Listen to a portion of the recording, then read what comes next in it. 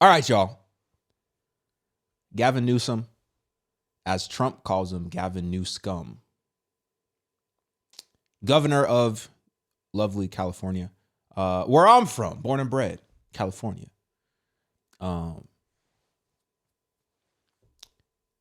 It's on fire. It's still on fire. Crazy. So it started in LA. Obviously, everyone knows it started in LA. Fires went crazy. They didn't have enough water.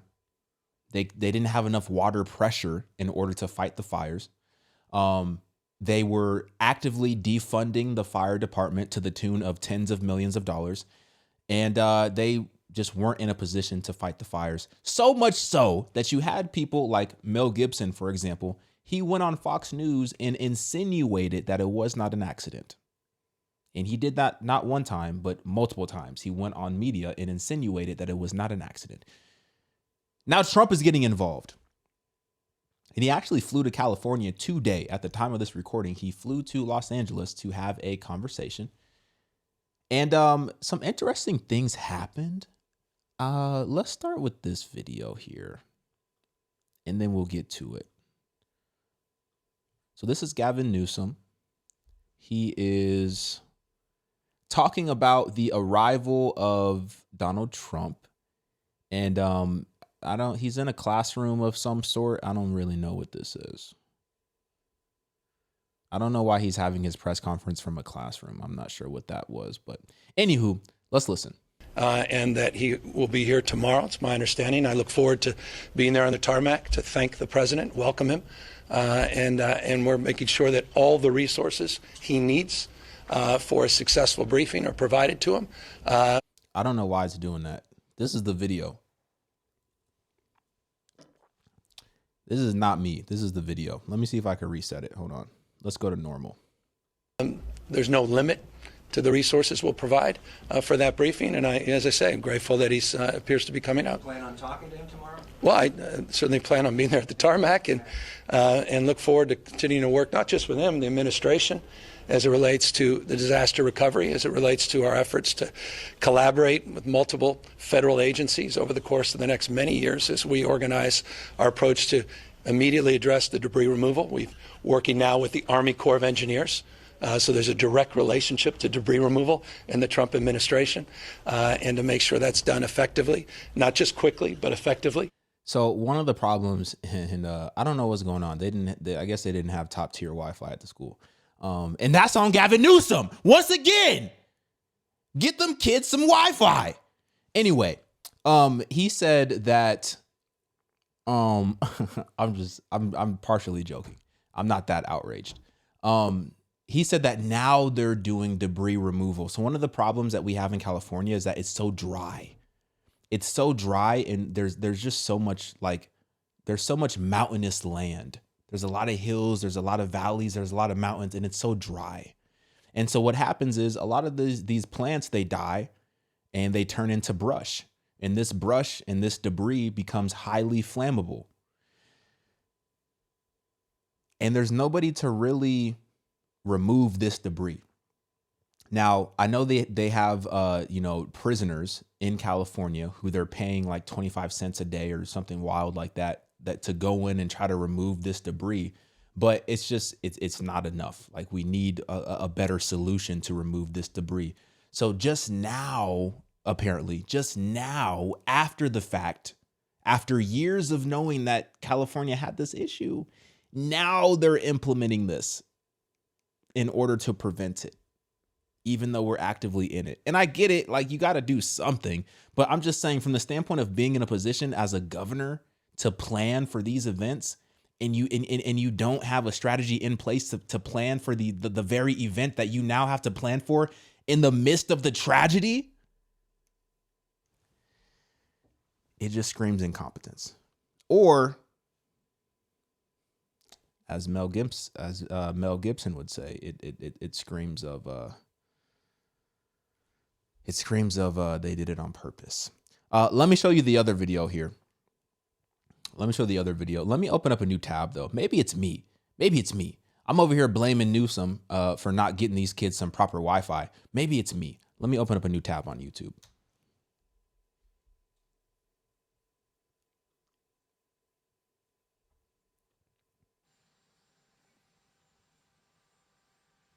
Oh no. Oh no. It's me. It's me. But how is it me? How is it me? How is it me? Yo, AT&T just came out yesterday. This is crazy. Okay, hold on. I'm over here talking all this crap about Gavin Newsom. It is me all along. Hold on. Let me go to a different browser. Hold on real quick. Let's go to Chrome.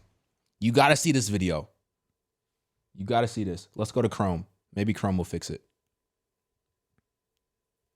You got to see this.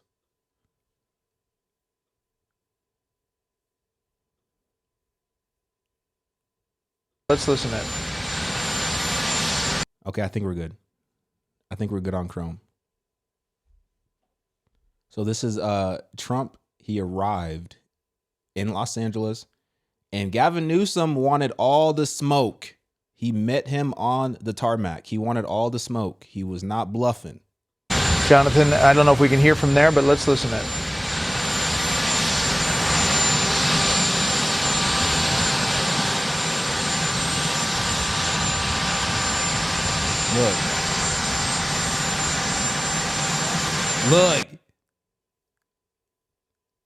Look. He said, look, bro. Look, we straight, we good. Trump said, nah, you pressed me on the tarmac in front of my wife. He said, no, it's straight. And then he started, when he start doing this, you know it's smoke.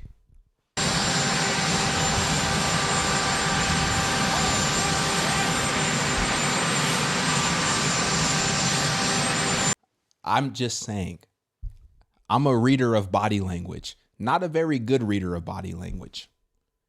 But when you have two grown men who clearly do not like each other, and he doing this, he pointing in your chest, and then he going like this, and going like this, and going like this.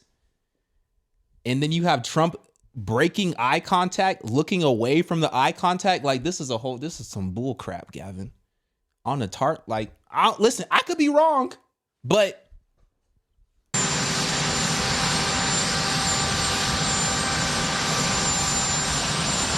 that's not a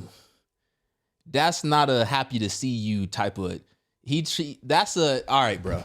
That's what that is. All right, bro. You got it. All right, bro.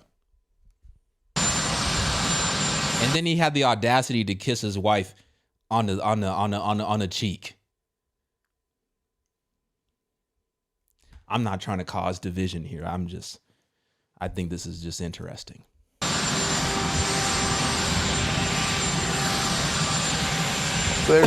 He said, baby, let's go. Are you over here talking let's go. Exchange there. There you see the president and that was kind of strange. The First Lady Melania Trump with Governor Gavin Newsom. Let's listen to see if they make any comments here. Hello, everybody. So we just left North Carolina a little while ago. We have that in very good shape. You know what's so interesting, though? And here's the thing. Like it, love it, hate it, want nothing. You want more of it, you want none of it. Trump has very strong opinions about a lot of people. And he says those opinions very openly, very loud, and very boldly. Knowing that he's going to have to face these people at some point. And I don't think he cares genuinely. Maybe that's just like the fact that he's a billionaire and it's just like whatever. Like maybe he's been had that. But if you're asking me from a presidential standpoint, I think that's what we need from a presidential standpoint. Right? That's what I think. Especially when things are happening that should not be happening. Like clearly this is incompetence. Clearly something was going on that should not have been going on. You had no water in the reserve. The second largest reserve in California was dry. It was empty. It was completely empty. And that just so happens to be the location where the fire breaks out and causes the most devastation. there's more damage from a dollar amount in this fire than in Hawaii.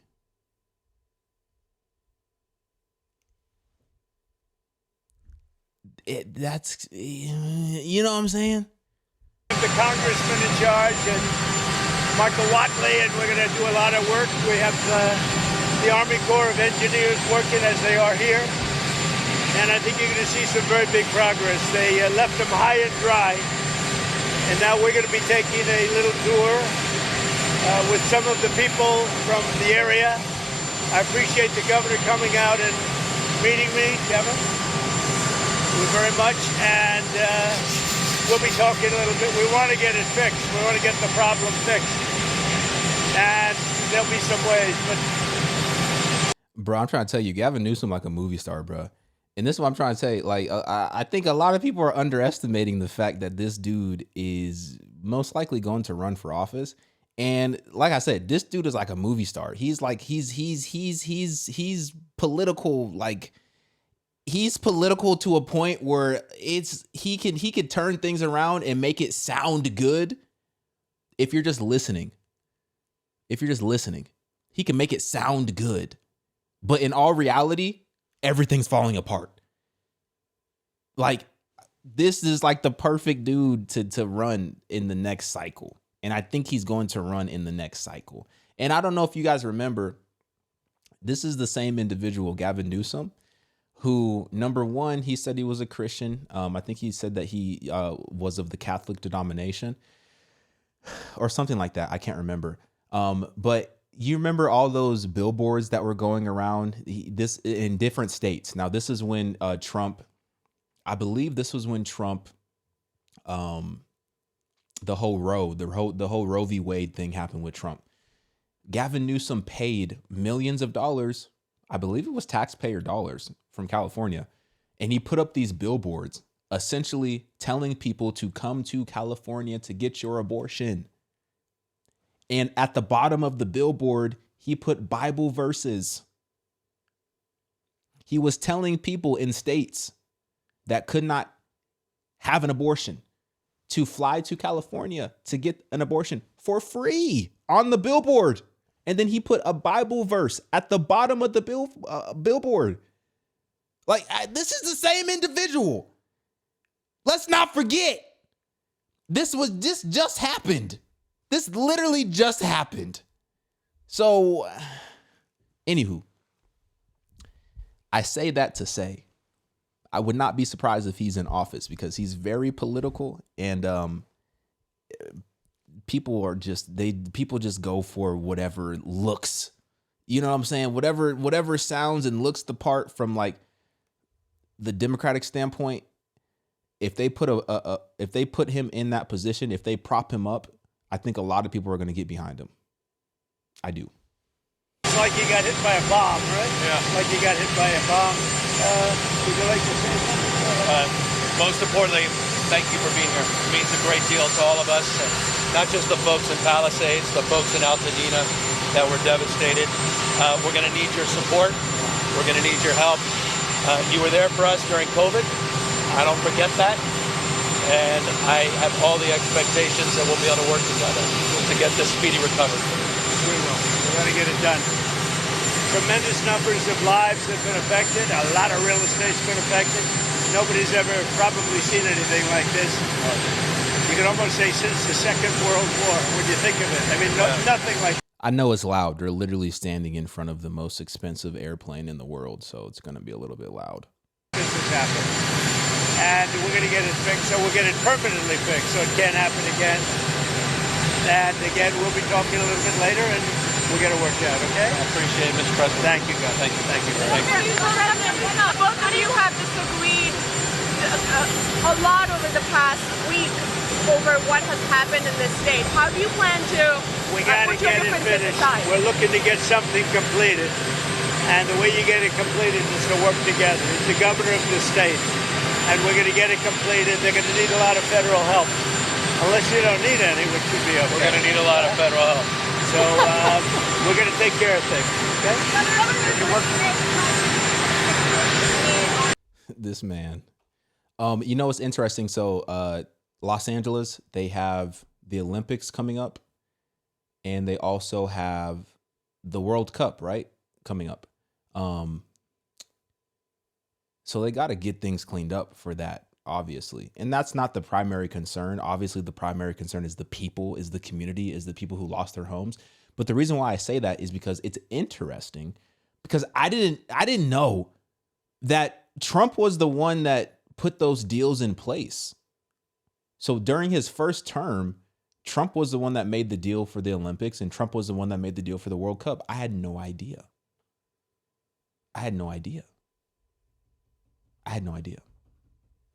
Hold on, there's another video I want to show.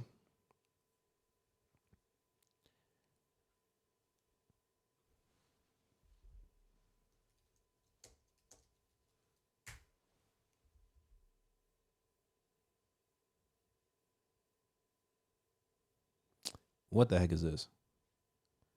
This sound like some clickbait. This sound like me. This sound like something I would say. It said Trump LA mayor check each other over rebuild timeline in California fires. They're checking each other? Let's see. Also on tariffs, I often agree with you on tariffs, but how about no tariffs on building materials for the next 3 years? We'll take a look at that, actually. Mr. President. Take a look. The Mayor, please. Yes. First of all, let me just take the opportunity to officially welcome you to Los Angeles. Really appreciate you coming, and especially you come just a few days after your inauguration. So I want you to know that your presence here is very much appreciated. Let me also say that I know you had an opportunity to see the devastation. You've seen the extreme loss, the grief that people are going through here. And we are 100% committed to getting this neighborhood rebuilt again. You mentioned a couple of things in terms of us expediting. So I signed executive directives right away so that we could cut the red tape. We could get people back building as fast as possible. And we're going to continue doing that. Mayor, the one thing is they are... You remember when she had nothing to say when that reporter went up to her? That reporter went up to her at the airport and was asking, like, hey, you know, the city's on fire, the city's burning down. You have anything to say to the people? And she just sat there and just looked.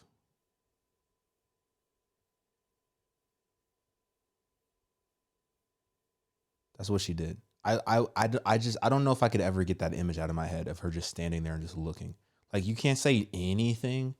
Like, oh, my heart goes out to the people who lost their homes. Like, you know, this is devastating. And I pray that we can figure out how to rebuild and regain the strength of our community. Something. And I'm not even a politician. That just came out of my mouth. You know what I'm saying? Like, something. Like, and she's literally just sat there like, literally. I'll never be able to get that image out of my head. Saying they will not be allowed to start for 18 months. No. Wait, hold on. I guess this is the check that we're waiting for.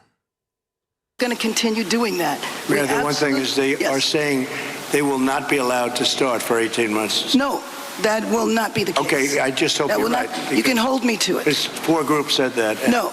That would be they should be able to do it. They should be able to start tonight. That will not be the case. You know, first we have to take care to make sure that there's not getting rid of the hazardous waste, cleaning things up so that people can start right away. And just like you said, if somebody had their house was destroyed and they're going to rebuild essentially the same, maybe a little bit longer, a little bit higher, they really shouldn't have to go through much of a process. So I want you to know that we are expediting that.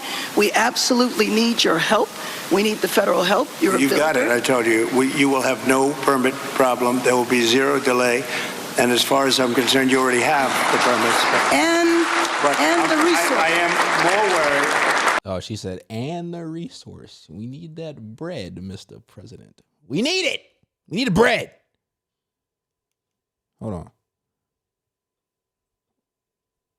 And the resource. I am more worried because I met at least 8 groups of homeowners, and I'm much more worried about the fact. Isn't it crazy how large California is?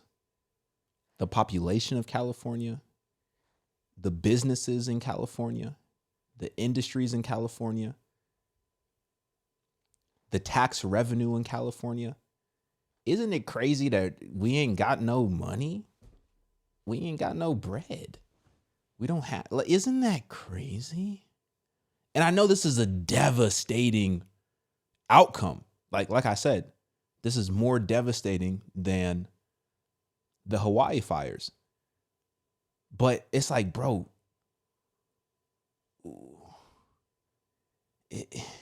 where's all the bread going? Where's all the bread? The woman who's in charge of the water is making $750,000 a year. She making the woman who's in charge of the water, she couldn't even make sure that the second largest reserve in California had some water in it. She's making $750,000 a year. Where's all the bread? I don't know. That they said it's 18 months exactly, and they were devastated. They want to start now. They want to start removing things. They're not allowed to do it now. And you mentioned hazardous waste. Well, the hazardous waste, what's hazardous waste? I mean, you're going to have to define that. We're going to go through a whole series of questions on determining what's hazardous. Nope. I just think you have to allow the people to go on their site and start the process tonight. And we will. Okay, good. You can come back and check. So people want to rebuild, but the mayor said it's going to take at least 18 months because we got to make sure that it's safe, right? We got to make sure there's no hazardous waste before you can rebuild. And essentially, they're going to determine, the local government is going to determine whether or not it's safe for you to rebuild. And I guess the estimate that a lot of people were getting was 18 months. 18 months. So now she just went from potential 18-month time frame to that same very night. And she said, you can hold me to it. So I guess people are going to start rebuilding tonight. Is like, okay, that was indeed, he did check her a little bit, and she fired back too. So that was indeed not clickbait. So unlike myself, I'm just addicted to clickbait. I just can't get enough of it. Okay, hold on.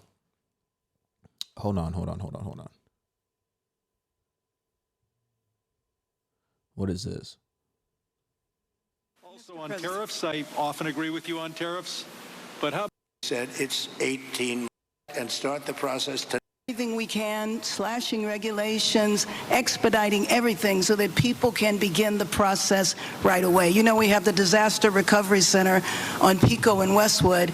We have building and safety there. People are already contacting the local agencies. We're bringing our city departments together so that people don't get caught in the loop of going from one room to the next. We want them all to be in the same room so that you can get busy rebuilding ASAP. Absolutely. Yes. Yes. And we will clear the lots. Absolutely. In the city and in the county. We are working together. Both levels of government are working in unity. That'd be 18 months. Is it not 18 months? Is it like we that's the answer that we got, and that's what we're all hanging on. Yes. So if you're telling us now faster, is it 6 months? Is it, I mean, all of our lives. She said tonight. She literally said tonight. She said y'all can literally do it tonight. Rents, all this stuff is weighing on this. 6 months is no good. And the number one thing that we are going to do immediately, and you will see this happen, is to clear out the debris. And you know, we're concerned right now over the weekend because of the potential rain, but we are going to move as fast as we can, but we want you to be safe, and we want you to be back in your homes immediately. But the people are willing to clean out their own debris. It doesn't cost a lot. Yes, and they can. You should let them do it, because by the time you hire contractors, it's going to be 2 years. If a family... People are willing to get a dumpster and do it themselves and clean it out. And they can. There's not that much left. It's all incinerated. That's right. And, you know, it's just going to take a long time if you do. You can do some of it, but a lot of these people, I know that guy right there that's talking, I know my people. You'll be on that thing tonight, throwing the stuff away, and your site it'll look perfect within 24 hours, and that's what he wants to do. He doesn't want to wait around for 7 months till the city hires some demolition contract that's going to charge him $25,000 to do his lot. Yeah. I think you have. Whoa, that's kind of wild. So the state wants to handle the removal of the debris on the lot. I don't know why I was just assuming that would come at no cost. I don't know why I made that assumption, but they're going to charge them a cost in order to have that handled by the state. That's very interesting. Have emergency powers. I know everything costs money. I know contractors need to get paid. I know they're not going to do it for free, but I'm just thinking, like, given that situation and given the insane levels of incompetence, I was just under the assumption that they would just clear it out. But I guess that was a naive assumption. It's just like I do, and I'm exercising my emergency powers. You have to exercise them also. I did exercise them. Because I looked, I mean, you have a very powerful emergency power, and you can do everything within 24 hours. Yes. And if individuals want to clear out their property, they can. Well, yes, but you know that you will be able to go back soon. Mr. President. We think within a week. She's just making stuff up because they're saying we can't even get in. We're still locked out of our communities. We can't even get in. So how are we supposed to clean it up? But we can't even get in. It seemed like she's just making up these timelines just off the top of her head. That's a long time a week. I'll be honest. To me, everyone's standing in front of their house. They want to go to work and they're not allowed to do it. And the most important thing is for people to be safe. They're safe. They're safe. You know what? They're not safe. They're not safe now. They're going to be much safer. A week is actually a long time, the way I look at it. I watched hundreds of people standing in front of their lots, and they're not allowed to go in. It's all burned. It's gone. It's done. Nothing's going to happen to it. It's not going to burn anymore. There's nothing to burn. There's almost nothing to burn. And they want to go in. The people are all over the place. They're standing, and I say, why aren't you going in? We're trying to get a permit. And the permit's going to take them, everybody said 18 months. You said 18 months. You said 18 months. That was last night. They literally told them last night that it was going to take 18 months. They literally said last night it was going to take 18 months. And that was last night. On that. I'm just going to say this. For everybody who, regardless of who you like from a political standpoint, I don't think you would have ever got that type of accountability and that type of confrontation from Biden or from Kamala in this situation. I don't think we would have seen that. And the simple fact that they were literally told last night that it was going to take 18 months. And then she gets pressed by Trump. And then she's talking about, oh, y'all can do it tonight. Which one is it? Is it tonight? Is it 6 months? Is it 18 months? Like, I don't understand that. It doesn't make any sense. And she's talking about, oh, to keep them safe. Okay, the same government who wants to keep me safe is also the same government who did not have enough water to put out the fire at my house. And now we're talking about keeping me safe. I don't understand it. I don't get it. I just don't get it. It's like,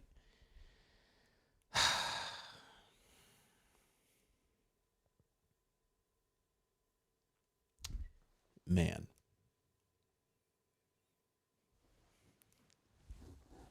I guess listen, no water is safe. Because if you don't have water, you do know you could overdose on water. You could drink too much water and it could kill you. It's a real thing. It's called water poisoning. Look it up.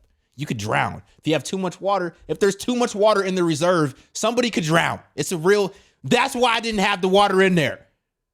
I'm the water chief. Somebody could have drowned. I just prevented that. Give me $700K. I need it. How much is $700K a month? How much is that? It's like 70, 60, 65 bands, ain't it? 700K divided by, it's like 65 bands. 58 bands. 58 bands a month. Now, granted, you're in California, so you probably getting like, so 58 bands, you're in California, taxes, Newsom, you probably taking home like 13 grand. But still, it's a lot.